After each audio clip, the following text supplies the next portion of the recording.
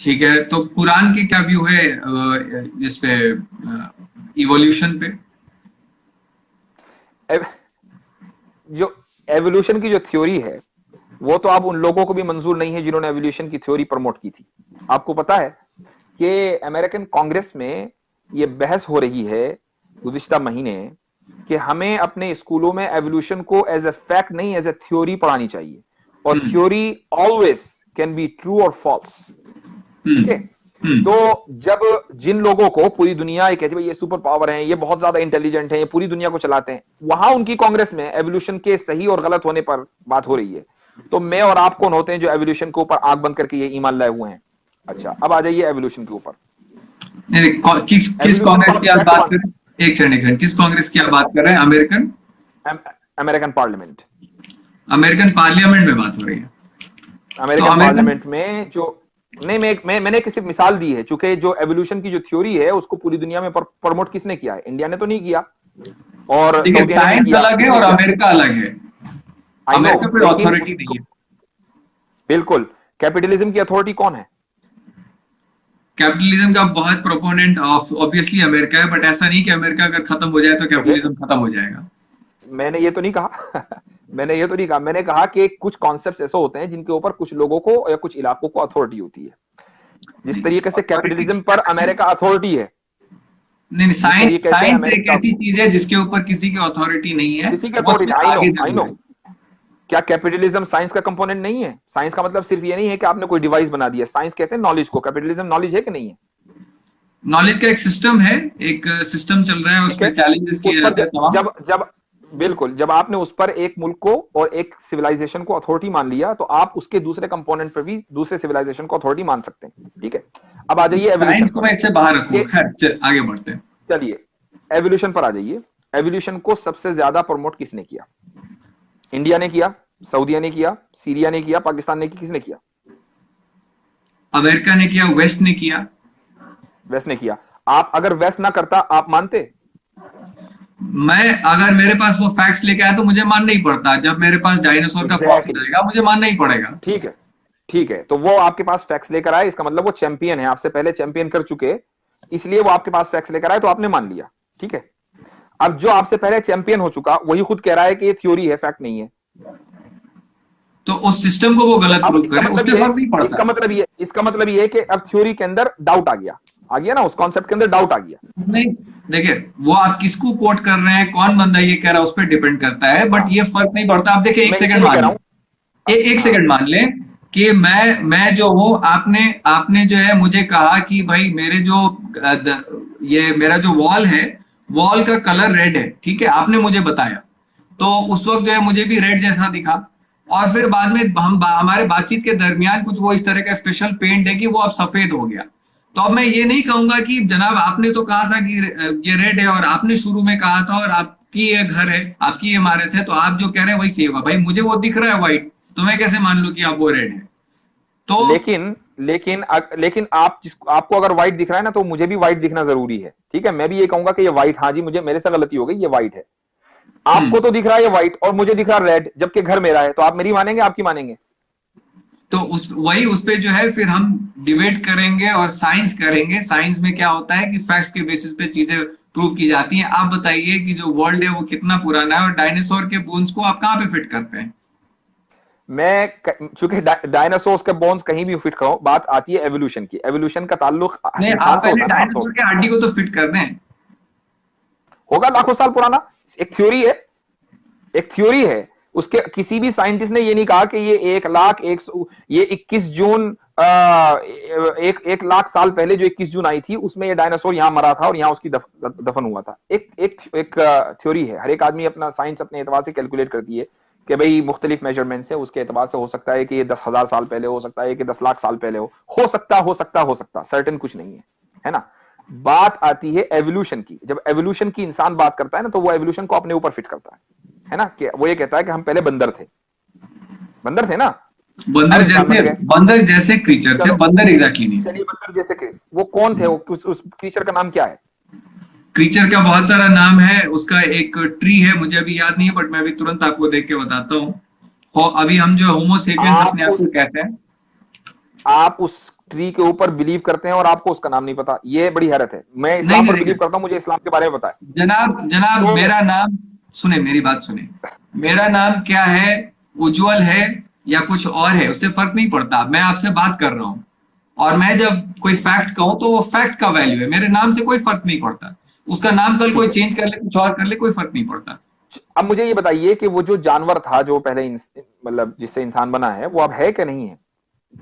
हाँ, हमारा जो आप जानवर की बात कर रहे हैं, तो एक लूसी करके एक नाम दिया गया है उनको, कि भाई ये जो हमारे सबसे जो है वन ऑफ, मतलब उस ट्री में एक एंसेस्टर थे। और आपका जो भी का सवाल है वो, कि वो थे कि नहीं, तो मतलब वो अभी है या नहीं, तो बिल्कुल अभी नहीं है, उनकी डेथ हो चुकी है। उनके पास फॉसिल्स हमें मिलते हैं, उनके जो कॉन्टिन्यूएशन है वो हम हैं। हाँ, वो स्पीसीज हम हैं। क्यों? वो क्यों नहीं है अभी? क्या सारे जितने जानवर थे सब इंसान बन गए? नहीं नहीं, वो उनके जो बच्चे थे सिर्फ वो रह गए हैं, और वो खुद जो है वो मर गए।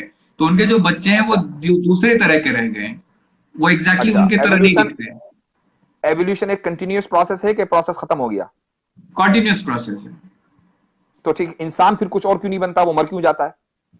बन सकता है अगर अभी भी हम लड़ाइयां करते रहें, जैसे अभी भी हम सबकी गर्दन उड़ाते रहें और फिर बोले कि भाई सुन ले नहीं। मेरी बात, सुन ले मेरी बात। हम्म। अगर कोई भी गोरा इंसान है, हम कहें कि कोई भी गोरा इंसान हमें पसंद नहीं है, हम उसकी गर्दन उड़ा देंगे। अगर हम इस तरीके से उड़ाते रहें तो जो बच्चे पैदा होंगे वो काले बच्चे ही पैदा होते रहेंगे, और उनकी तादाद बढ़ती जाएगी, और जो व्हाइट्स हैं वो फिर इरेज हो जाएंगे ओवर द टाइम। आप जितनी भी आपकी बातें हैं ना, वो इफ और बट हैं। मैं ये कहता हूं कि सारे इंसान तो नहीं मर रहे, यानी जंग में सारे इंसान तो जंग में नहीं मर रहे हैं। एक बड़ी तादाद ऐसी है जो बगैर जंग के पीसफुली जिंदा है। आप भी जिंदा है, मैं भी जिंदा हूं ना। मैंने कोई जंग देखी ना शायद आपने देखी होगी, जहां तक मेरा अंदाज, मैंने तो नहीं देखी। और मैं समझता हूँ 172 लोग इस वक्त हमें देख रहे हैं, शायद इनमें से एक बड़ी तादाद ऐसी है जिन्होंने कोई जंग नहीं देखी। तो इसका मतलब मेजोरिटी उन लोगों की जो जंगों के का विक्टिम नहीं है। ठीक है। तो अब अगर एवोल्यूशन हमसे पहले, इतना पहले हो चुका कि हम वट एवर जानवर, आप उसे बंदर कहें, बंदर जैसा कहें, हम वहां से इंसान बन गए, तो अब इंसान को भी तो कुछ और बनना चाहिए था ना। वो क्यों नहीं बना अभी तक? एक तो एग्जाम्पल हो कि भाई इंसान शेर बन गया, इंसान गधा बन गया, है ना, उल्लू बन गया, कुछ तो हो। यानी बंदर से इंसान बनना तो नजर आया, इंसान से कुछ और बनना नजर नहीं आ रहा। ये कैसा एवोल्यूशन है? जी मैं बताता हूँ आपको। आपने कई बार देखा होगा, ऐसे बच्चे पैदा होते हैं जिनका जो दिल होता है वो बाहर निकला रहता है, वो बाहर धड़कता रहता है। ऐसे बच्चे देखे होंगे जिनके हाथ ही नहीं होते, पांव ही नहीं होते। ऐसे भी बच्चे होते हैं जिनके छह है, हमारे यहाँ ऋतिक रोशन है, उसकी 6 उंगलियां हैं। तो ऐसे जो है क्रीचर्स पैदा होते रहते हैं ऑल ओवर द आप टाइम। इस आप इनको क्रीचर मानते हैं कि ह्यूमन मानते हैं? ऋतिक रोशन जो है वो क्रीचर है कि ह्यूमन है? वो वो तब तक ह्यूमन है जब तक उसके साथ, दूसरे ह्यूमन के साथ अगर उसके बच्चे पैदा हो सकते हैं, तब तक वो ह्यूमन है। जब वो ऐसा हो जाएगा, जब उसके बच्चे पैदा नहीं हो सकते ह्यूमन के साथ, तो उसको नया स्पीसीज कहते हैं। तो ऐसा मुझे कोई इंसान बताइए कि जो इंसान था लेकिन अब वो ह्यूमन नहीं है। जी मैं बताता हूँ। इस पे जाने से पहले मैं एक चीज बता दूं कि जब आप ये पृथ्वी गोल है या चपटी है? वो कैसी भी है, मुझे पहले एवोल्यूशन की तो नहीं बात नहीं, मैं उसी बताइए। पे आ रहा हूँ, मैं आपके ही सवाल पे आ रहा हूँ। तो इसके लिए ये जवाब आप प्लीज दे दें कि आपको दुनिया गोल लगती है या चपटी? हमारी दुनिया हकीकतन गोल है। जी। लेकिन जब आप अपना गेट खोलते हैं, जब आप अपना दरवाजा खोलते हैं, तो आपको क्या गोल दुनिया नजर आती है या चपटी नजर आती है? अगर मेरे घर के आगे दीवार है तो मुझे सीधी नजर आएगी, और अगर मेरे घर के आगे मैदान है और जिसमें अप्स एंड डाउन्स नहीं है तो मुझे दुनिया गोल नजर आएगी। नहीं, आपकी आंखें जो हैं वो बहुत इतने लिमिट तक ही देख सकती हैं, तो आपको जो है हमेशा दुनिया चपटी नजर आएगी, जैसे हमेशा पिछले दुनिया के लोगों का होता नहीं, था। ये कैसे कह दिया आपने? आप एक ऐसे मैदान में खड़े हो जाएं जो बिल्कुल फ्लैट हो, आपको आसमान जमीन से मिलता हुआ नजर आता है कि नहीं? देन वो फिर आपको फिर भी वो स्ट्रेट ही दिखेगा, आपको ये नहीं, वो कर्व नहीं नजर आएगा। समझ रहे हैं आप? कर्व नहीं नजर मतलब हमें आएगा। तो नजर आता है और आपको नजर नहीं आ रहा है, ये क्या बात हुई? एक फ्लैट मैदान में आप पहाड़ के ऊपर चले जाएं, ठीक है, सामने सूरज गुरूब होता है, तो आपको आसमान जमीन से मिलता हुआ नजर आता है कि नहीं? मतलब ये तो एक कॉमन सेंस की बात है, इसको तो मुझे समझाने की बिल्कुल। जरूरत ही नहीं होनी चाहिए। नहीं नहीं नहीं नहीं, बिल्कुल बिल्कुल नजर आता है। मैं ये कह रहा हूं कि आप जानते हैं ना कि जो पुराने लोग थे वो दुनिया को फ्लैट मानते थे। ये आप जानते हैं या नहीं जानते? नहीं, नहीं, ये आपने कैसे कह दिया? कैसे कह दिया कि पुराने लोग ऐसा करते थे? एक आदमी ने लिख दिया, मसलन किसी साइंटिस्ट ने, कि जी दुनिया जो है वो फ्लैट है, इसका मतलब सारी दुनिया मानती थी कि दुनिया फ्लैट है? जनाब, पूरे हमारी हिस्ट्री पड़ी हुई है, जहाँ पे जो है मतलब गैलीलियो को इसलिए मार इसलिए दिया कि गया कि वो ये उसकी उल्टी बात करता था। खैर खैर, मेरा पॉइंट, हम वापस से पॉइंट पे मैं आ मैं जाते हैं। मैं मैं मैं सुनिए इसी- सुनिए, हम मैं वापस इसीलिए से गैलीलियो मैं इसीलिए मैं सुनिए, गैलीलियो को कह रहा हूं कि एक आदमी ने कह दिया तो इसका मतलब ये नहीं कि सारी दुनिया उसी तरह मानती थी। नहीं, कुछ लोग उसको मानते होंगे, नहीं कुछ मानने हजार लोग वाली मानते थी और होंगे। उसको कत्ल कर दिया गया। खैर खैर, रोमन एम्पायर मानते होंगे। सुनिए, हम दूसरे डायरेक्शन में जा रहे हैं। मेरा पॉइंट बस इतना था कि जब आप दरवाजा खोलते हैं, आपको जितना नजर आता है आप उसके बेसिस पे इंफर करते हैं। तो आपको जितना नजर आता है उसके हिसाब से आपको पृथ्वी फ्लैट लगती है। मैं यहाँ पे जितने तमाम ऑडियंस हैं उनको मैं कहूँ कि अपना दरवाजा खोल के बाहर देखें, ऊंचाई पे भी चले जाएं तो उनको दुनिया फ्लैट ही नजर आएगी। लेकिन हमें जानकारी ये है कि फ्लैट नहीं है। पॉइंट ये है कि आपकी जिंदगी जो है वो कितनी लंबी है, कितने सालों की है? 100 साल की है। देखिए, मैंने अभी लेकिन आपको कहा कि जब आप दरवाजा खोलते हैं ना, तो आप ये नहीं कहते कि पृथ्वी जो है वो फ्लैट है, आप ये कहते हैं कि जितना मुझे नजर आ रहा है वो फ्लैट है। पृथ्वी तो फिर भी गोली है, वही वही उसके बेसिस पे आप जितना कहते मुझे हैं। नजर आ रहा है। वही हाँ। वही वही एग्जैक्टली। तो आप जो इंसान को शेर बनते हुए नहीं देख रहे हैं या किसी और क्रीचर में बनते हुए नहीं देख रहे हैं, क्योंकि आपकी जो जिंदगी है ना वो इतनी छोटी सी है, और ये जो कायनात ठीक है है। वो उसकी जिंदगी इतनी बड़ी सी है। तो जब आपकी बहुत जिंदगी अच्छा। इतनी लंबी होती तो आपको नजर आ जाता है कि ऐसे ऐसे जो ये क्रीचर इसमें कन्वर्ट हो रहा है। लेकिन आपके सवाल का मैं एक और जवाब दे दूं, फाइनल जवाब दे देता हूं। एक क्रीचर है, एक स्नेल है, एक वो मैं आपको जगह अभी भेज दूंगा। एक खलीली नाम है उन साइंटिस्ट का। उन्होंने एक क्वांटम थ्योरी और इवोल्यूशन पे एक प्रोग्राम बनाया है, जिसमें वो एक जगह पे, एक आइलैंड पे गए हैं। वहां पे एक स्नेल होता है। जो स्नेल है उसके बॉडी में एक काला रंग का एक मतलब लाइन रहता है, जैसे इस तरीके से एक लाइन रहता है, आपने कार के ऊपर एक लाइन देखा उस तरह का।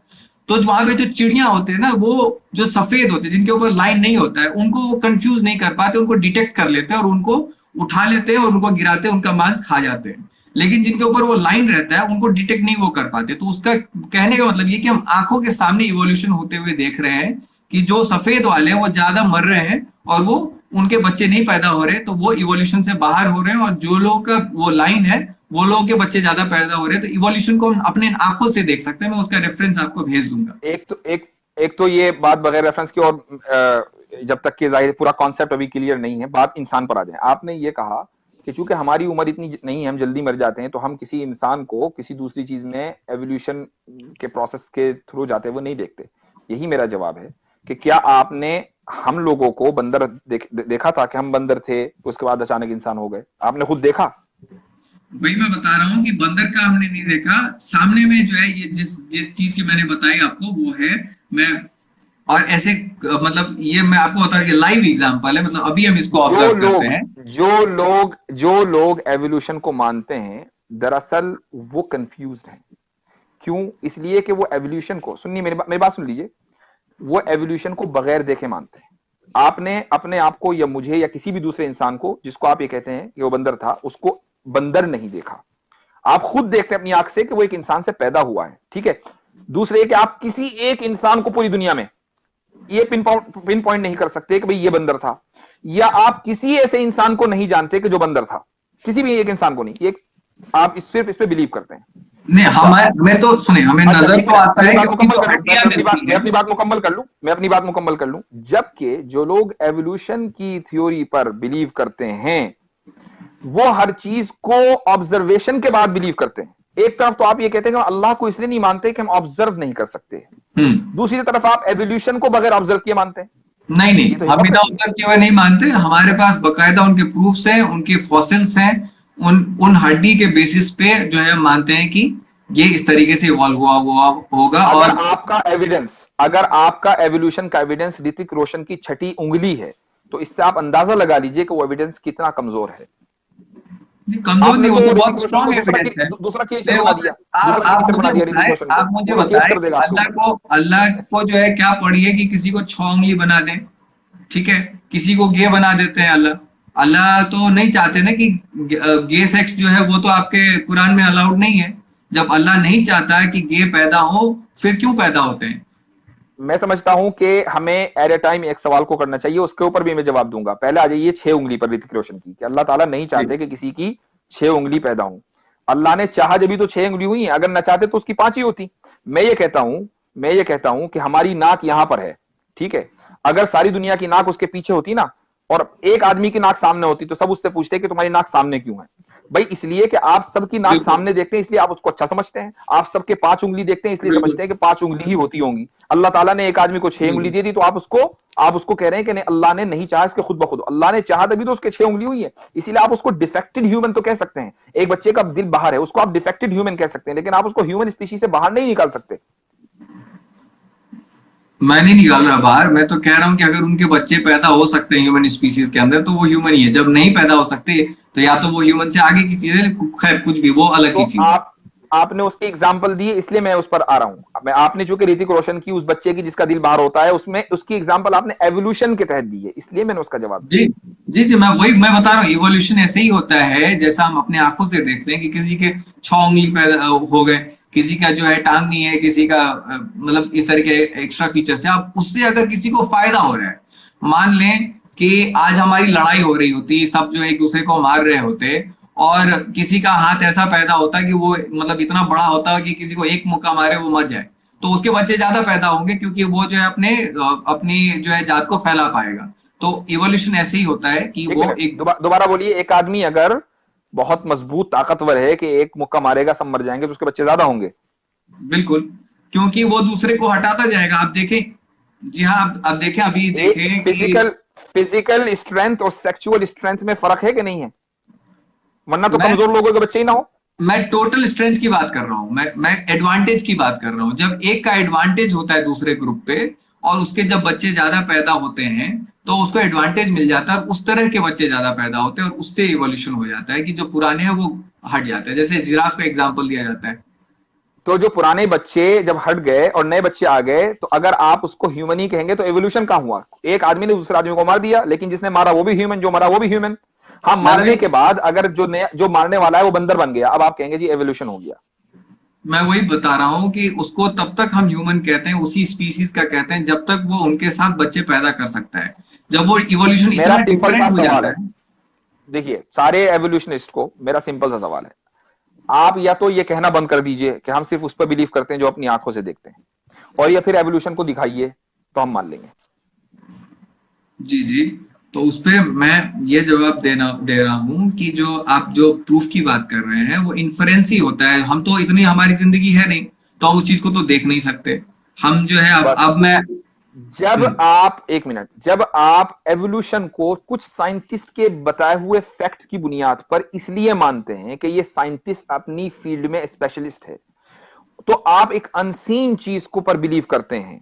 तो एक वो इंसान के जो अनसीन जो दीन है उसके बारे में स्पेशलिस्ट है, अगर वो आपको इंफॉर्मेशन दे रहा है तो आप फिर वहां लॉजिक और ऑब्जर्वेशन का सवाल क्यों करते हैं?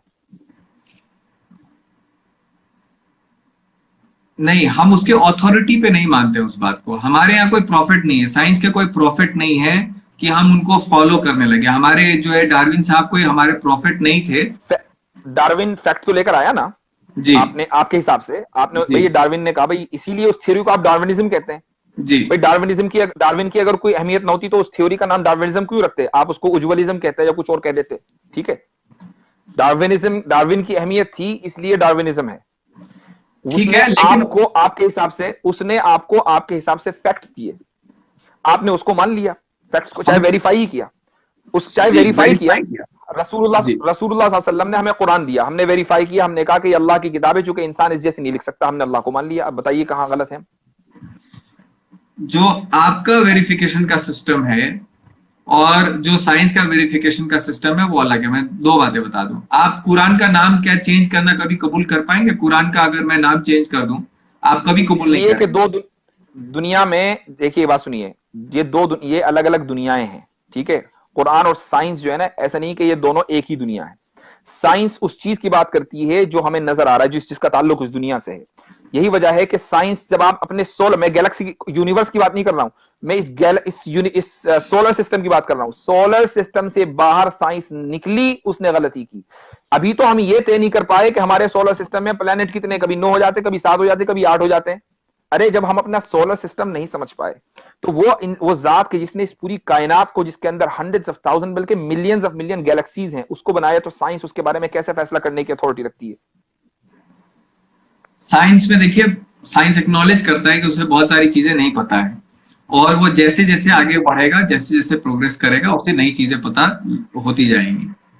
तो जब हम मानते हैं कि साइंस को बहुत सारी चीजें नहीं पता, तो हम भी साइंस पे बिलीव क्यों करते हैं? जो जितनी चीजें पता है उतनी मान लें, जितनी चीजें नहीं पता उसके बारे में हम ये कहें साइंस को नहीं पता।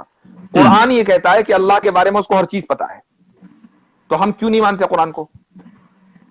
वही मैं बता रहा हूँ कि कुरान की जो चीजें हैं वो जिस जिस बेसिस पे आती हैं कि इस तरीके से कम्युनिकेशन आया है आसमान से, ये जो है किताब आई, वो एक एंजल आया, उसने जो है ये बातें एक इंसान को बताई और हमको इस चीज पे मान लेना चाहिए।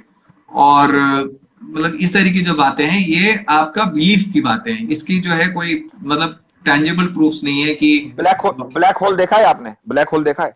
नहीं देखा है। किसने बताया आपको? साइंस ने बताया, टीवी नेटवर्क, इन सब इंटरनेट ने बताया। हाँ, तो उस पर तो आपने बिलीव कर लिया। एक टीवी नेटवर्क पे एक न्यूज एंकर बता ब्लैक रहा होल है की कि बकायदा फोटो है, ब्लैक होल की बकायदा फोटो है ना। हमारे पास तो कुरान हमारे सीने में महफूज है। आप तो फोटो देखकर यकीन करते हैं, हम तो कुरान पढ़ते हैं, अपने सीने में महफूज रखे हुए हैं, और उस कुरान में कोई गलती नहीं निकाल सकता, उसका कोई रिप्लेस नहीं कर सकता। तो अब हम उस पर बिलीव ना करके ब्लैक होल पे बिलीव कर लें, जो एक साइंटिस्ट ने वैसे ही आपको बता दिया। हालांकि मैं ब्लैक होल का इंकार नहीं कर रहा हूं, मैं भी मानता हूं, लेकिन अगर आप ब्लैक होल को सिर्फ इसलिए मानते हैं कि एक साइंटिस्ट ने बोला है, हम कुरान को इसलिए मानते हैं कि कुरान हमारे सीनों में महफूज है, हमारे हाथ में है, हम उसको पढ़ते हैं, उससे गाइडेंस लेते हैं और उसके बाद उसमें कोई गलती नहीं पाते। और हमारा चैलेंज पूरी दुनिया में हमेशा है और कयामत तक रहेगा कि इस जैसे कोई दूसरी किताब लाकर दिखा दो। तो उसमें तो मेरा जो ये समझ है वो तो यही कहता है कि जैसे इवोल्यूशन है, इस तरह की चीजें जो है मतलब कुरान में फिट नहीं होती है, तो वहां पे तो मुझे कॉन्ट्रडिक्शन नजर आता है। कॉन्ट्रडिक्शन कैसा? जब एवोल्यूशन गलत है तो कुरान में फिट कैसे होगा? जो चीज गलत है वो तो वो कुरान में कैसे फिट होगी? ये आपका कहना है, बहुत सारे साइंटिस्ट तो ऐसी बात नहीं मानते, वो तो कहते हैं कि नहीं, बहुत सही, सारे बिल्कुल साइंटिस्ट सही है। बहुत सारे साइंटिस्ट ने बहुत सारी बातें कही, उसके बाद उनको बदलना पड़ा, चूंकि उनके पास उस वक्त नॉलेज नहीं थी। ठीक है, जब तक कि ब्लैक होल, अब एक मैं आपको बताऊं, आपका जो सबसे मशहूर साइंटिस्ट अभी एक साल के अंदर अंदर जिसका जो मरा है, उसका नाम क्या है? Stephen Hawking. हॉकिंग। हॉकिंग ने ब्लैक होल के बारे में क्या कहा है? ब्लैक होल के बारे में उसने स्ट्रिंग थ्योरी के बेसिस पे उसको एक्सप्लेन करने की कोशिश की। क्या कहा है मुझे बताइए। ब्लैक होल के बारे में स्टीफन हॉकिंग का क्या स्टेटमेंट है कि उसमें ग्रेविटी जो है इतना ज्यादा हाई हो जाता है कि वहां से जो है आपका लाइट भी एस्केप नहीं कर सकता है। ठीक है, ब्लैक होल के बारे में जो कॉमन थ्योरी है वो ये है कि अगर वो एक चीज उसमें गिर गई तो वो गिरती रहेगी, राइट? कभी नहीं निकल पाएगी, राइट? हाँ, बाहर नहीं निकल पाएगी। ठीक है, लेकिन स्टीफन हॉकिंग ये कहता है कि even if you trapped in a black hole, never think that there is no way out of it. ये स्टीफन हॉकिंग का स्टेटमेंट है ना, कि अगर आप ब्लैक होल में ट्रैप कर गए तब भी आप ये ना समझें कि there is no way out of it. तब भी उसका कहीं ना कहीं सिरा, इसका मतलब ये कि वो इस बात का कायल है कि हो सकता है कि ब्लैक होल का एक दूसरा एंड हो, जबकि साइंस इसको बिलीव नहीं करती है। क्यों? इसलिए कि साइंस अभी इग्नोरेंट है, साइंस को पता नहीं है। जब साइंस एक साइंटिस्ट उसमें गिरेगा तो जाके देख कर आएगा कि वो उसका दूसरा सिरा है कि नहीं। सही। तो मेरे कहने का मकसद ये है कि आपका जो साइंटिस्ट है ना, जो सबसे बड़ा साइंटिस्ट है, वही कंफ्यूज है। कभी तो कुछ कहता है, कभी मरने से पहले कुछ और कह जाता है। कुरान कभी कंफ्यूज नहीं है। कुरान ने जो बात कह दी वो हरफ आखिर है। अब वो जब रेवोल्यूशन बंद हो गया, वही मुकम्मल हो गई, कुरान मुकम्मल हो गया, अब उसमें कोई तब्दीली नहीं होगी, कोई उसमें तहरीफ नहीं होगी, कोई डिस्टोर्शन नहीं होगा, ना जबर जेर बनेगा ना जेर जबर बनेगा। सही है, मैं आपकी बात समझ गया। मैं अपनी बात कह दूं कि साइंस जो है वो नहीं कहता कि वो एक रिलीजन है और वो उसको एक प्रॉफिट के थ्रू नाजिल हुआ है और वो जो बात कहता है वो फाइनल है। इसीलिए इवोल्यूशन को भी इसके साथ भी थ्योरी शब्द जुड़ा हुआ है, क्योंकि वो ये नहीं कहता कि एक प्रॉफिट के थ्रू आया है। थ्योरी सही भी हो सकती है, गलत भी हो सकती है, और जो चीज सही और गलत हो उसको आप ये तो कह सकते हैं कि हाँ भाई हो सकता है ठीक हो, लेकिन आप उसमें बिलीव नहीं कर सकते। हम बिलीव फैक्ट्स के बेसिस पे करते हैं कि जितने ज्यादा हमें डेटा मिलती जाती है उसके बेसिस पे। आप सुन ले मेरी बात। अभी तो आप ये कह रहे हैं कि एवोल्यूशन थ्योरी है। नहीं, वही मैं बता रहा हूं ना कि थ्योरी किसको क्यों शब्द उसके साथ जोड़ा गया है, उसको एक लॉ क्यों नहीं बनाया गया है? क्योंकि हमारे यहाँ ऐसा सिस्टम है कि कोई प्रॉफिट आके कोई थ्योरी नहीं देता है। सारी चीजें जो है हाइपोथेसिस होती है। सुन ले, सारी चीजें हाइपोथेसिस होती है, उनको जब प्रूव करते हैं, रिफ्यूट करते हैं, जिनको हटा देते हैं उनको तो हटा देते हैं, जो चीज रह जाती है उनको हम जो है मतलब जैसे आप जाइफ हदीस और गलत सही हदीस जैसे आप रखते हैं, वैसे ही हम सही थ्योरी और गलत थ्योरी रखते हैं और गलत थ्योरी को हटा देते हैं, जो सही थ्योरी है वो रह जाती है। तो अभी तक जो डेटा मिला है उसके हिसाब से वो सही है। कल को आप कोई डेटा लेके आएंगे तो हम ये कबूल करने के लिए जो है मतलब हमको मानना ही पड़ेगा कि हमारी चीजें गलत हैं, क्योंकि यासिर जी ने ये नई चीजें लेके आए हैं। पर जब तक आप नहीं आए हैं तब तक वो थ्योरी कायम है। तो एवोल्यूशन को आप थ्योरी मानते हैं ना? हाँ, ऐसी ऐसी क्योंकि हमारे यहाँ कोई थ्योरी है प्रॉफिट ना? नहीं आ सकते। थ्योरी मैं उसकी बात ही नहीं कर रहा हूं, मैं उसकी बात ही नहीं कर रहा हूं, मैं थ्योरी की बात कर रहा हूं। थ्योरी की डेफिनेशन क्या है? थ्योरी की डेफिनेशन वो है जो सही भी हो सकती है, गलत भी हो सकती है ना? सुन थ्योरी ले उसी को तो कहते हैं ना। सुन ले भाई सही थ्योरी एक होता वर्सेस, है एक बात करेक्ट थ्योरी। बताइए, एक मिनट, नहीं नहीं, करेक्ट करेक्ट और रॉन्ग की बात नहीं हो रही है। थ्योरी के वर्सेस में थ्योरी के ऑपोजिट क्या चीज आती है? थ्योरी डिस्प्रूवन हाइपोथेसिस, थ्योरी के अपोजिट में ये है। थ्योरी के ऑपोजिट में आते हैं फैक्ट्स। एक होता है फैक्ट, एक होता है थ्योरी। सुन ले ठीक है, आपने, फैक्ट वो होता है, नहीं ये फैक्ट अपोजिट वो नहीं। होता है, मैं यहां बैठा हूं, सुनिए, मैं आपके साथ बात कर रहा हूं, ये फैक्ट है, ये थ्योरी नहीं है। हम्म ठीक है। हाँ, मेरा एक आदमी ये कहे जिसने हमारा ये डिस्कशन नहीं देखा कि अगले साल फला तारीख में यासिर और उज्जवल का हर हाल में डिस्कशन होगा, ये थ्योरी है, चूंकि अभी तक ये हुआ नहीं है। ठीक है, और सामने वाले ने उसको देखा नहीं है। Fact versus theory. जब नहीं एक फैक्ट। थ्योरी, मेरी बात सुन लीजिए, जब एक थ्योरी आप भी कह रहे हैं सही भी हो सकती है, गलत भी हो सकती है, तो एक आदमी ये कहे कि नहीं जी मैं तो उस थ्योरी को मानूंगा, इसका मतलब ये है, इसका मतलब ये है कि वो ये मानते हुए कि ये थ्योरी गलत हो सकती है, इसके बावजूद भी वो उसको मान रहा है, और यही फंडामेंटल गलती है। हमारे नजदीक कुरान फैक्ट है, थ्योरी नहीं है, इसलिए हम उसको सही या गलत के पैमाने पर नहीं नापते, वो सिर्फ सही है और हमें उसको मानना पड़ेगा। यहीं पे मैं आइडियोलॉजिकल डिफरेंस बता रहा हूं कि हम उसको थ्योरी इसलिए कह रहे हैं क्योंकि हमारे पास जो है कोई ऐसा कॉन्स्ट्रक्ट नहीं है जिससे हम ये फाइनल कर दें कि यही हो सकता है और कुछ नहीं हो सकता है। जैसा कि आपके यहाँ सिस्टम है कि ये प्रॉफिट से आया है तो ये फाइनल है। क्योंकि आपके यहां सोर्स ऑफ इंफॉर्मेशन दो हैं। जब आपने तीसरे सोर्स ऑफ इंफॉर्मेशन को एलिमिनेट कर दिया, तो आप कभी भी कुरान को साइंस केस नहीं समझ सकते, क्योंकि साइंस जो है वो कुरान को इवैल्यूएट करने के लिए नहीं आई, साइंस आई है मेरी और आपकी दुनिया को इवैल्यूएट करने के लिए। ठीक है, वो अल्लाह को इवैल्यूएट करने के लिए नहीं आई। सोर्स ऑफ इंफॉर्मेशन दो नहीं है, तीन है, यही बुनियाद से, यहां से बुनियाद है। आप इस बुनियाद को सही कर लेंगे तो सारे कॉन्सेप्ट सही हो जाएंगे। आपने अगर बुनियाद अगर गलत की तो कोई कॉन्सेप्ट सही नहीं होगा। नहीं, आपकी जो बुनियाद है वो बिलीफ्स की बुनियाद है, हमारी जो बुनियाद है साइंस की उसकी फैक्ट्स की बुनियाद है। तो फैक्ट्स के बेसिस पे जो हम अच्छा एक बात ऑब्जर्व कर बताइए, सकते एक हैं। बात बताइए, अब आपने कहा कि हम बिलीव करते हैं, आपकी फैक्ट है। मिसाल के तौर पर मुझसे मेरे एक बहुत ही क्रेडिबल फ्रेंड ने, जो जिसको मैं फादरली फिगर भी समझता हूं, फ्रेंड ही नहीं बल्कि फादरली फिगर है, उसने बताया कि उसके एक बहुत ही क्रेडिबल फ्रेंड ने उसको बताया कि उसके एक बहुत ही क्रेडिबल फ्रेंड ने उसको बताया कि उसके एक बहुत ही क्रेडिबल फ्रेंड ने उसको ये बताया कि मोहम्मद सल्लल्लाहु अलैहि वसल्लम ने उसको ये बताया कि उन्होंने बहुत ही क्रेडिबल पर्सन जिब्रील को देखा कि उन्होंने अल्लाह से ये पैगाम लेकर आए। अब इसमें इसमें इसमें आप कहां शक करेंगे जब सारे क्रेडिबल हैं? अब ये आपकी क्रेडिबिलिटी साबित हो गई ना। आप जो है इंसानी तो हम क्रेडिबिलिटी के बेसिस पे। तो ये कोई ऐसी चीज नहीं है कि हमने कहीं सुन लिया कि हाँ भाई अल्लाह है, नहीं, हमारे और अल्लाह का जो पैगाम है उसके दरमियान एक बहुत ही क्रेडिबल चेन ऑफ ट्रांसमिशन है। जबकि आपके और गैलीलियो हुआ या स्टीफन हॉकिंग हुआ, उसके दरमियान एक किताबें, अखबारात, न्यूज़पेपर्स, आर्टिकल्स तो हो सकते हैं, लेकिन डार्विन ने खुद एवोल्यूशन नहीं देखा था। ठीक है, उसने आप कुछ एक थ्योरी गढ़ी, उसके बाद बता दिया, जी, तो हमारा आपने उसको इग्नोर हमारा कर लिया। वही मेरे और डार्विन के बीच में फैक्ट्स का कनेक्शन है कि क्या ऐसा हो सकता है, रीजनेबल है, क्या ये चीज पॉसिबल है, उसके बेसिस पे हम तो करते हैं। क्रेडिबिलिटी की फैक्ट्स बात बदलते नहीं है। नहीं, हम्म मिस्टर उज्जवल, फैक्ट्स हम्म बदलते नहीं हैं। हम्म सूरज अगर दिन में निकलता है तो ये एक फैक्ट है, ऐसा नहीं है कि वो कभी रात में निकल जाएगा। ठीक है, तो हम्म सूरज का निकलना ये फैक्ट, फैक्ट्स बदला नहीं करते। एवोल्यूशन की थ्योरी को आपने फंडामेंटली ये मान लिया कि अगर आप उससे आप दूसरे फैक्ट्स लाएंगे हम वो मान लेंगे। इसका मतलब ये कि एवोल्यूशन की थ्योरी फैक्ट्स के ऊपर नहीं है, बल्कि वो थ्योरी भी थ्योरीज के ऊपर डिपेंड करती है। नहीं यही नहीं फर्क है। नहीं, यहाँ पे थोड़ा सा डिफरेंस हो रहा है, गैप हो रहा है। मैं ये कह रहा हूं कि अभी तक जो फैक्ट्स मिले हैं हमें उसके बेसिस पे थ्योरी ऑफ इवोल्यूशन करेक्ट है। कल को एक वो ऐसा आपको फैक्ट फैक्ट्स आता नहीं है। मिले हैं, वो आपको फैक्ट्स नहीं मिले, don't use the wrong word, वो आपको फैक्ट्स नहीं मिले बल्कि वो आपको थ्योरीज मिले हैं। उन थ्योरीज की बुनियाद पर आपने ये बिलीव कर लिया कि भाई एवोल्यूशन एक चीज है, चिड़िया का नाम है। सुने, बिलीव आप भी करते हैं, आप ऐसा नहीं करते, आपके यहां बिलीव नहीं है, बिलीव तो आप भी करते हैं ना, आप बिलीव करते हैं कि नहीं उज्जवल मौजूद है इस दुनिया में, या ये बिलीव नहीं है? ये मेरे समझ से तो अभी फैक्ट है। और जो थ्योरी की आप बात हाँ, कर रहे हैं। फैक्ट है ना, हम्म। फैक्ट है ना, क्या ये गलत हो सकता है? क्या उज्जवल का इस वक्त मौजूद होना गलत हो सकता है?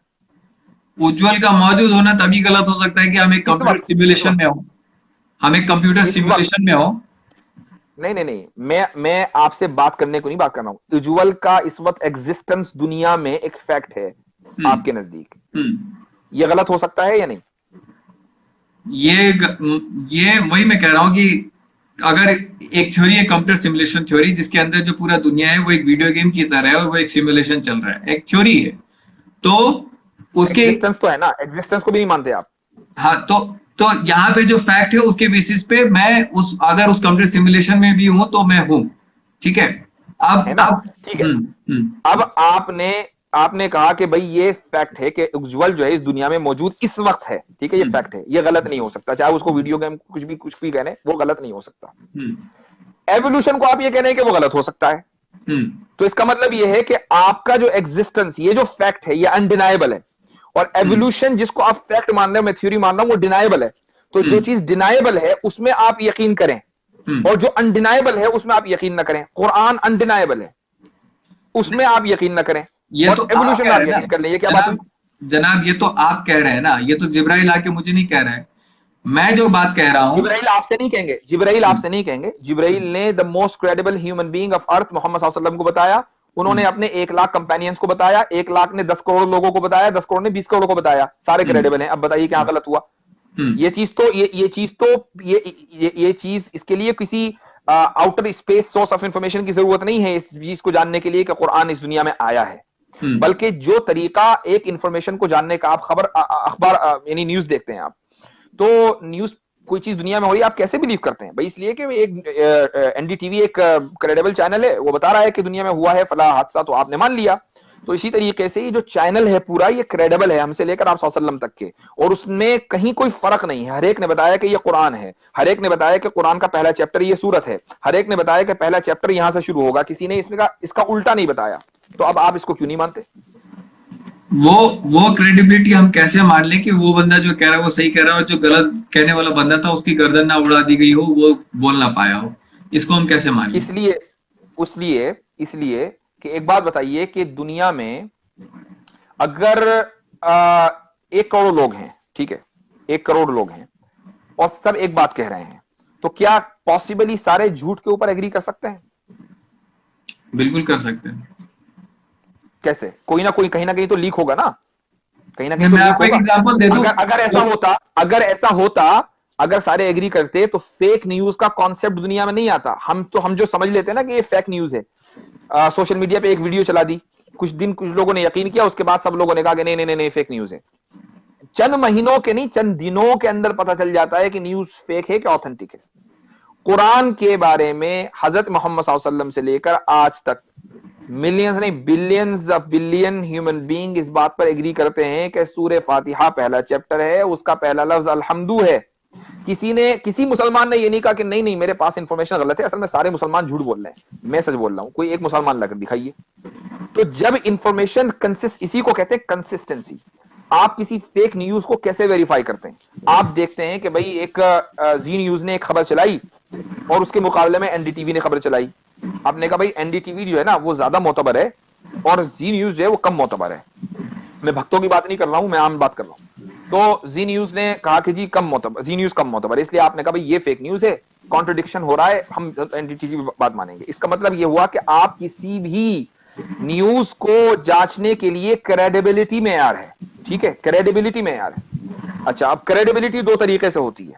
नंबर एक, या तो ये कि एक आदमी हो और आपने उसको कभी झूठ बोलते हुए नहीं देखा हो, तो आपको हर हाल में मानना पड़ेगा भाई जब उसने कभी झूठ नहीं बोला तो आज ही क्यों बोलेगा। एक तो तरीका ये है, या ये कि वो इतनी बड़ी तादाद हो कि जो पॉसिबली झूठ के ऊपर एग्री ना कर सकती हो। इस्लाम का जो कुरान हम तक आया है वो दोनों तरीके से आया है। मोहम्मद सल्लल्लाहु अलैहि वसल्लम को कभी उनके दुश्मनों ने झूठ बोलते हुए नहीं देखा, तो वो आप क्यों झूठ बोलेंगे? और मोहम्मद सल्लल्लाहु अलैहि वसल्लम ने वो किताब इतनी बड़ी तादाद को दी कि जो पॉसिबली झूठ के ऊपर एग्री नहीं हो सकती, तो अब झूठ उसको आप क्रेडिबल क्यों नहीं मानते? बात यह है। ठीक है, ये आपका जो है सोचने का तरीका है, बट मेरा सोचने का तरीका इसके ऊपर ये है कि मैं तो दो चीजें देखता हूँ। अब मैं तो मुझे तो या मैं तो जैसे आपको आपके साथ में बात कर रहा था पहले कि उस समय जो लोगों की सोचने की शक्ति थी, उस समय जो है प्रॉफेट मोहम्मद को लगा हो कि भाई इनको जो है अभी समझ में नहीं आएगा, मुझे अल्लाह का जो है बात इनको कहना पड़ेगा कि ये जो मैं चीजें कह रहा हूँ इनके भलाई के लिए कह रहा हूँ। लेकिन अगर मैं कह दूं कि अल्लाह नहीं है तो ये मेरे बातों पे विश्वास नहीं करेंगे, एक दूसरे को मार काट के ये मर जाएंगे। इससे बेहतर है कि आपका मैं ये इनको। सोचना आपका ये सोचना फैक्ट है कि थ्योरी? मेरा ये सोचना थ्योरी। गलत हो सकती है, सही भी हो सकती है ना? बिल्कुल बिल्कुल बिल्कुल, 100%। ठीक है। हम जो कह रहे हैं वो फैक्ट है, इसलिए कि उसकी एक चेन है, पूरा चैनल है। तो आपकी थ्योरी तो सही हो चुकी है, आपको ऐसा लग रहा है, और हमारा फैक्ट गलत हो, ये तो नाइंसाफी है।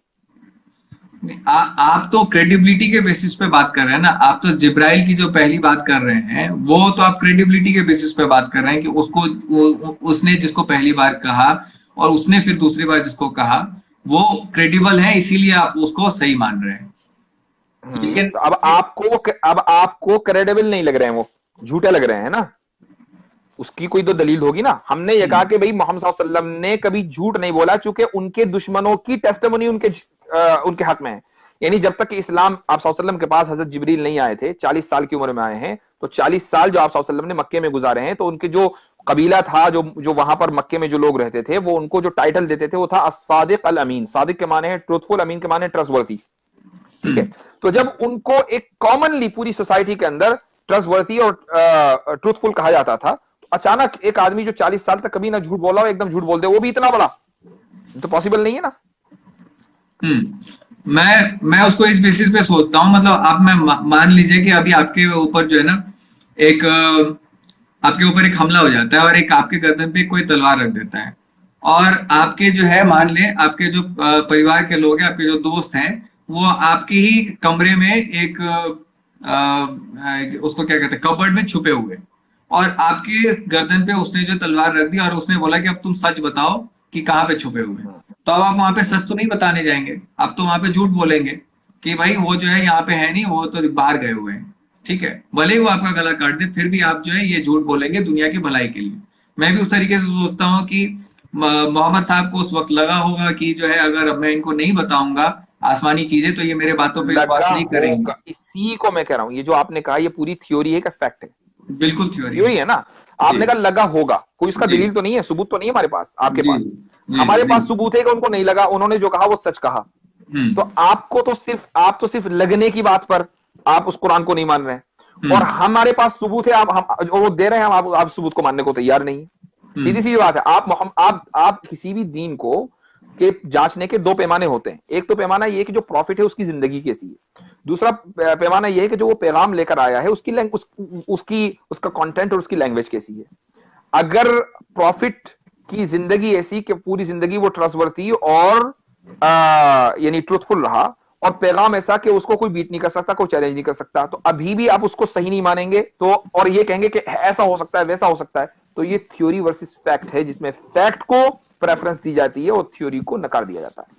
नहीं, तो वहां पे जो आप बात कर रहे हैं ना, जो आपका तो जो है क्या है प्रूफ की कुरान है, और कुरान में कोई भी चीजें रिफ्यूटेबल नहीं है आपके बेसिस पे। बट मैं कहता हूँ कि नहीं, चंद्रमा के कभी जो है दो टुकड़े नहीं हुए।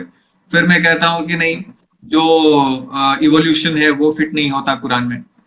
तो जिस तरह का हम जो चूंकि डायनासोर की हड्डी हमें मिलती है वो तो सेट होता हुआ नहीं दिखता। नहीं, कैसे नहीं दिखता? क्या कुरान ने कहा है कि डायनासोर नहीं थे या उसकी हड्डियां नहीं थी? कुरान के हिसाब से दुनिया की कायनात कितनी पुरानी है। कुरान ने कोई तहदीद नहीं की, कुरान ने कोई लिमिटेशन नहीं बयान किया कि फला दिन से शुरू हुआ था। कुरान ने कहा एक दिन अल्लाह ने जो है एक दिन आसमान बनाया, एक दिन जमीन बनाया, सिर्फ इतना है। कुरान बहुत कायनात बहुत पुरानी हो सकती है, मिलियंस ऑफ मिलियन ईयर्स पुरानी हो सकती है। तो डायनासोर का जिक्र है कुरान के अंदर। किसी चीज का जिक्र ना होना उसके मौजूद होने की ना होने की तो दलील नहीं है। चूंकि कुरान डायनासोर्स के लिए तो नहीं आया, कुरान हिस्ट्री की किताब नहीं है, तो हमें पता, अल्लाह को पता है कि हम साइंस के जरिए डायनासोर्स का पता लगा लेंगे। तो अब उसको बताने की क्या जरूरत है कि डायनासोर्स थे? ठीक है। तो लेकिन मतलब इतनी बड़ी चीज जो है वो कुरान के अंदर नहीं है, लेकिन आप छोटी छोटी चीजें जो है गिनाते हैं कि देखो इंसान जो है जो स्पर्म है वो कैसे जो फीटस बनता है वो तो कुरान में लिखा हुआ है। बट डायनासोर की चीज जो है वो बाद में जब इंसान काफी दिनों बाद खोजता है वो नहीं लिखा इसलिए हुआ। कि इंसान को मरे हुए डायनासोर्स की जरूरत नहीं है, लेकिन इंसान को यह जानने की जरूरत है कि एक इंसान कैसे बनता है। हर इंसान को यह तो पता लगेगा, उसकी जिंदगी में पहला सवाल यह होगा कि मैं कहां से आया हूं और मैं कहां जाऊंगा। हम्म। पहला सवाल ये नहीं होता कि दुनिया में डायनासोर्स थे कि नहीं थे, हम्म। या ये पहला सवाल है। अगर पहला हम्म। सवाल ये होता ना हर इंसान का कि दुनिया में डायनासोर्स थे, तो कुरान में डायनासोर्स का जिक्र होता। कुरान में डायनासोर का जिक्र इसलिए नहीं है कि हमारा पहला सवाल ये नहीं है। हमारा पहला सवाल ये कि मैं कहां से आया हूं, मैं कहां जाऊंगा, और मैं ये जो जिंदगी में गुजार रहा हूं ये मैं कैसे गुजारूं, और इन तीनों का जवाब कुरान ने दिया है। ठीक है। ठीक है। अच्छा, ये जो जिंदगी है आप इसको बताते हैं कि ये सिर्फ एक टेस्ट है और कुछ भी नहीं है, और इस टेस्ट के लिए जो आपको स्कोर किया जाएगा, मतलब इस जिंदगी का मकसद बस जो है ये टेस्ट अच्छे से पास करना है। तो दूसरी जिंदगी का क्या मतलब है फिर, उसका क्या पर्पस है? जब आप एग्जाम में आपने मसलन एक डिग्री ली बायोलॉजी के, आपने पढ़ी, उसमें आप साइंटिस्ट बन गए। आपने क्यों पढ़ा? इसलिए कि आप एक अच्छी जिंदगी गुजार सके, ठीक है, आपकी एक अच्छी जॉब हो, हैंडसम सैलरी हो, और एक आप आसानी के साथ बड़ी कार हो, जबरदस्त बैंक बैलेंस हो। इसका मतलब ये कि आप एक अच्छी लाइफ जो है वो देखना चाहते हैं, जिसमें जो जिस वजह से आपने पढ़ा है। यही वजह है कि जो कम पढ़े लिखे लोग हैं, यूजुअली अगर उनके पास खानदानी दौलत नहीं होती तो उनको अच्छी जॉब नहीं मिलती, उनकी जिंदगी वैसी नहीं होती जो अमीरों की होती है। ऐसे ही इस दुनिया में जो इंसान आया है, वो कोई भी इंसान, दुनिया का सबसे अमीर इंसान हो, दुनिया का सबसे गरीब इंसान हो, टेंशन फ्री नहीं है। टेंशन उसके पास है, परेशानियां उसके लगी हुई है, नुकसान उसको भी होता है, ठीक है। तो अल्लाह ताला ने ये दुनिया बनाई एक एग्जाम के लिए कि आप इस एग्जाम सेंटर में बैठे, कामयाब अगर हो गए तो आपको आगे वो जिंदगी आने वाली है जो टेंशन फ्री है, जिसमें ना मौत है और ना ही किसी चीज के खोने का खौफ है, और हर वो चीज मिलनी है जो आपकी ख्वाहिश है। इस दुनिया में आपको वो चीज नहीं मिल सकती जो आप चाहते हैं। बहुत सी चीजें ऐसी थी आप चाहते हैं नहीं मिल सकती। बिल गेट्स दुनिया का सबसे अमीर आदमी है, अगर चाहे कि पूरी दुनिया में खरीदूं नहीं खरीद सकता, है ना। जी तो जी हम जी। जो आगे की जिंदगी है उसका मकसद ये है कि हम किसी भी टेंशन से फ्री होकर अपनी ख्वाहिश के मुताबिक जिंदगी गुजारें, चूंकि इस जिंदगी को हमने अपने क्रिएटर की ख्वाहिश के मुताबिक गुजारा है। बस यही फर्क है। ओके, बट मतलब क्या करेंगे वहां पे? मतलब मुझे क्या चाहिए, ये चीजें चाहिए, मतलब बस कंज्यूम करते रहेंगे? मतलब मकसद क्या है? लोग कहते हैं ना क्यों कि इस आप जिंदगी में अगर आप हम एक सवाल सुन ले, जैसे आप मुझे कुछ लोग कहते हैं कि यार तुम एथिस्ट हो, तुम्हारा मकसद क्या है, मतलब कि इस तरह की सवाल करते हैं, तो मैं वही सवाल करता हूँ आपसे, फिर आपको जो दूसरी दुनिया में मतलब सारी चीजें मिल जाएंगी, मकसद क्या होगा जिंदगी का? एक चीज मिसाल के तौर पर, मुझे एक गाड़ी मिली जो इस वक्त दुनिया की सबसे अच्छी गाड़ी है, राइट। तो वो सबसे एक्सपेंसिव है, सब बेस्ट लग्जरी गाड़ी है। अब ये तो नहीं है कि अब इसके बाद कोई दूसरी अच्छी गाड़ी नहीं बनेगी। एक अच्छी गाड़ी आ गई, उसके बाद अगला मॉडल अगले साल का आ गया। अब मैं चाहूंगा कि यार 2017 के बजाय 2018 का मॉडल ले लूं, तो 2018 का जो मॉडल होगा वो 2017 से तो बेहतर होगा। तो ये जो एडवांसमेंट है, यही मेरा पर्पस है। तो उस दुनिया में जब हम चले जाएंगे तो ऐसा नहीं है कि अब आपको सब चीज मिल गई, अब क्या, नो, उसके अंदर भी एडवांसमेंट होना है, और वो होते रहना है, और वो अनलिमिटेड नंबर और अनलिमिटेड टाइम के लिए होता रहेगा। ये एडवांसमेंट ही हमारा पर्पस है। ओके। और जब आपको ये पता है कि ये मुझे हर हाल में मिलेगा, तो इसका मतलब आपको कोई टेंशन नहीं है, आपको खोने का कोई खौफ नहीं है। इस दुनिया में 2017 की जो गाड़ी चला रहा है, उसको ये श्योरिटी नहीं है कि 2018 का मॉडल उसको हर हाल में मिलेगा। मुमकिन है कि ना मिले, मुमकिन है कि वो फौरन गरीब हो जाए और उसको खरीद ना सके। वहां ऐसा नहीं होगा। ये फर्क है। ठीक है, लेकिन बस मतलब यही एडवांसमेंट करते रह जाएंगे, और मतलब अल्टीमेट मकसद क्या होगा, मतलब अल्टीमेटली क्या करना है जिंदगी के साथ दूसरी दुनिया में? अब इस दुनिया में आपको अल्टीमेटली क्या करना है, मुझे बताइए। नहीं, आपके हिसाब से तो ये करना है कि कयामत के दिन में अपने पॉइंट्स जो है अच्छे रखने हैं, ताकि दोजख में ना मैंने जाए। तो अपना पॉइंट बता दिया। मैं आपका पूछा हूं, चूंकि आप तो एथिस्ट हैं, किसी चीज में बिलीव नहीं करते, तो आप मुझे बताइए कि आपका अल्टीमेट गोल क्या है लाइफ का। सही। मेरा अल्टीमेट गोल ऑफ लाइफ यही है कि मैं इंसानों को जो है सच के तरफ लेके जाऊं, और उसको क्यों? ये रियलाइज कराऊं। जी। हाँ, उसको ये बोलिए, क्यों रियलाइज क्यों कर, कराऊं राइट। कि अकेले जो है जिंदगी का कोई मतलब नहीं है। अगर मैं सिर्फ इस पूरे कायनात में मैं अकेला इंसान होता, तो मैं अभी किससे लाइव में बात कर रहा होता? कौन यहाँ पे कमेंट कर रहा होता, मैं फोटो लगा के कहाँ पे लगाता, और मतलब मेरे पास सारी तमाम चीजें आ जाए, पर फिर भी उसका कोई मतलब नहीं होता। तो इंसान को ये समझने की जरूरत है कि अकेले उसका कोई मतलब नहीं है। हम एक दूसरे के लिए हैं इस कायनात में, और हमको एक दूसरे की जिंदगी जो है वो बेहतर बनानी है, यही जिंदगी है। और हम जो है सबको गरीबी से, गुर्बत से निकाल पाए, सबकी जिंदगी बेहतर कर पाए, इसी के लिए हमें काम करते रहना है। जिंदगी बेहतर करना आपका मकसद है, दो लफ्जों में मैं कहूंगा, है ना, अपनी और सारी दुनिया की जिंदगी बेहतर करना आपका मकसद है, ठीक है। जी। जी। अब सबकी जिंदगी बेहतर हो गई, हम्म। आप मकसद में कामयाब हो गए। हम्म। अब आप पूछेंगे भाई अब मेरी जिंदगी का मकसद है, तो अब आपसे कोई ये कहेगा अब आप मर जाएं इसलिए कि आपकी जिंदगी का मकसद तो पूरा हो गया, हम्म। ये तो नहीं कोई कहेगा ना। आप अगर कोई जी। आपसे ये कहे कि उज्जवल साहब अब आप मर जाइए चूंकि सब लोग की जिंदगी बेहतर हो गई है, तो हम्म। आप उसको एक मुंह पर तमाचा रसीद करेंगे कि क्या बात कर रहे हो। हम्म। ऐसे ही जिंदगी बेहतर हो जाने का मतलब ये नहीं है कि अब कुछ नहीं है, ठीक है। हम्म। ऐसे ही अल्लाह ताला जब हमें मरने के बाद हमें जिंदा करेंगे और जो लोग जन्नत में जाने वो जन्नत में चले जाएंगे, तो इसका मतलब ये नहीं कि अब जिंदगी में कोई मजा ही नहीं रहा। ये जो एडवांसमेंट है ना, ये भी एक मजे की चीज है। और जब आप गोल अचीव कर लेते हैं तो इसका मतलब ये नहीं होता कि अब आप चूंकि दुनिया में आने का मकसद आपका खत्म हो गया लिहाजा अब आपको फौरन मर जाना चाहिए। इसी तरीके से वहां पर भी है। तो वही जिंदगी को बेहतर करते जाएंगे आपके, वही है। जिंदगी अपने हाईएस्ट पॉइंट पर एडवांस पहुंच जाएगी, लेकिन वो एडवांस होती रहेगी। यानी हमारे एतबार से आज हम जिस तरीके से सोचें, यानी जिंदगी को हम सोचेंगे भाई यहां पहुंचकर, इस पॉइंट पर पहुंचकर अब जिंदगी बहुत एडवांस हो चुकी, उससे भी आगे जो हम सोच नहीं सकते वहां से आखिरत की जिंदगी की शुरुआत है। अब वो कितने आगे जाएगी वो हमें नहीं पता, चूंकि हम आखिरत में अभी पहुंचे ही नहीं है। जब पहुंचेंगे तो हमें पता चल जाएगा इंशाल्लाह। ठीक है। और अगर कोई जो हदीसों में अगर कोई नई बात सामने आती है तो उसको आप कबूल करेंगे या नहीं? हदीस अगर ऑथेंटिक होगी तो बिल्कुल कबूल करेंगे। ठीक है। ठीक है। और अच्छा, आप इससे पहले आप बात कर रहे थे, मैं एक बस पॉइंट नोट कर दूं कि एक इंसान जो मतलब कान से सिर्फ सुन सकता है, तो चमगादड़ एक स्पेशल केस है जो कि अपने कानों से देखता है बेसिकली, मतलब उसको जो है ठीक है। वो पूरा मैप क्रिएट करता है। तो इम्पोर्टेंट मेरा पॉइंट ये है कि आपके हिसाब से जो अल्लाह है वो इस दुनिया में कैसे आए फिर, अगर सब चीज को बनाने की जरूरत है? दोबारा बोलिए, आपके हिसाब से अल्लाह को किसने बनाया? अल्लाह को किसी ने भी नहीं बनाया। ये क्या सवाल हुआ कि क्रिएटर को अगर किसी दूसरे क्रिएटर ने बनाया हो तो उसको क्रिएटर को कहेंगे, वो खुद क्रिएशन है।